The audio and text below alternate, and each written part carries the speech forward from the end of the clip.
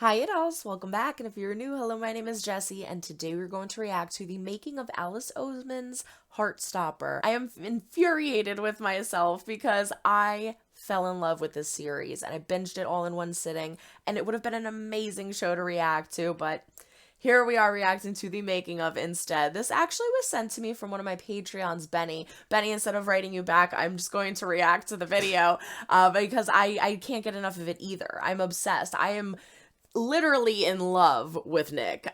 Charlie is amazing. He's such a strong main character that is supposed to typically be in a weaker position, I feel, and he's still such a badass, and I love that. It's so inspiring, but Nick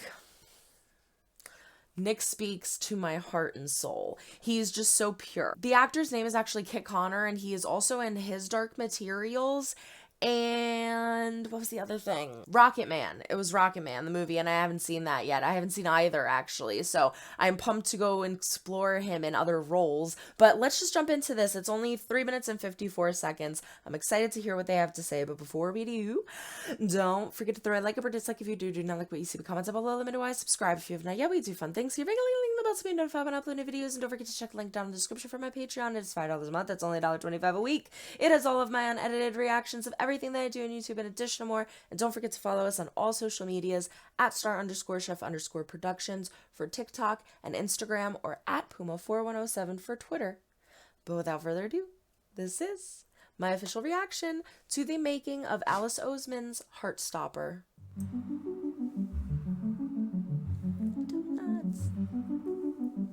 My name's Eroslyn, and I'm the director of Heartstopper.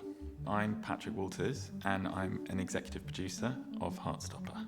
I think once I'd met the characters in the comics and in the scripts, I had such high hopes and real great expectations of who the actors would be to play them. And we wanted to find a cast that was truly diverse, that represented the characters authentically. Casting Heartstopper authentically was the absolute priority. It was the only way we could have ever done it. The spirit of the piece is all about making people who don't feel seen. So in terms of actors embodying the roles, a character like Elle, there's only one way you can cast that character, and that extends across all of the parts, in that we found someone who has an essence of that character in That's them. what I really loved about this too, as is a everybody director, was so unique. You're not by yourself. You rely on a huge team of designers, of photographers, of makeup, hair, loads of people. And I wanted as many of those people as possible to be from the LGBTQ plus communities, so they could bring their experiences and identify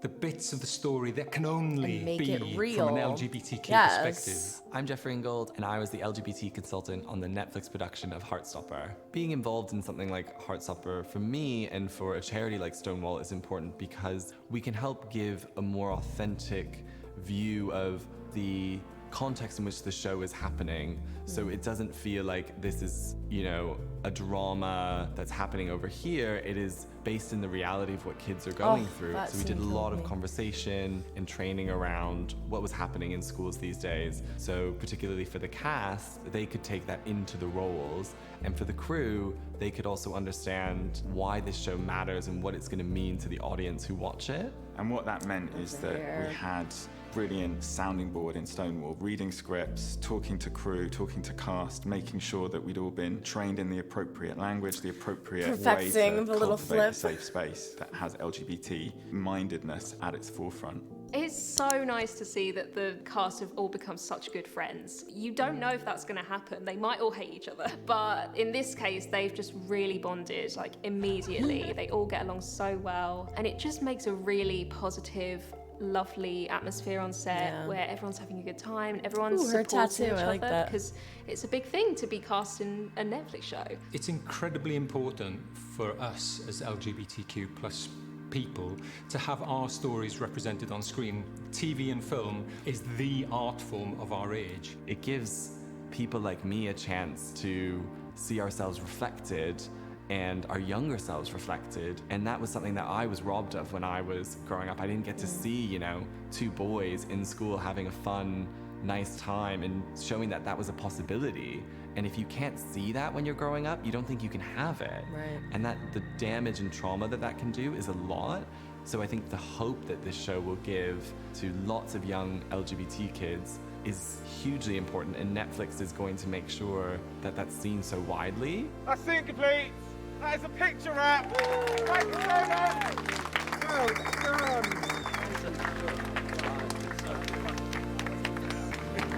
Thank you. You've been amazing. It must be so amazing as a writer to see your work come to life.